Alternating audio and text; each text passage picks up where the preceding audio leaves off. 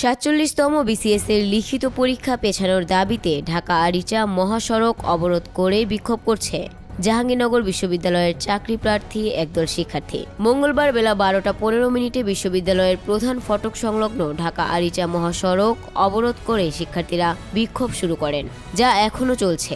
এতে উভয় লেনে তীব্র যানজটের সৃষ্টি হয়েছে। ভোগান্তিতে পড়েছেন সাধারণ যাত্রীরা।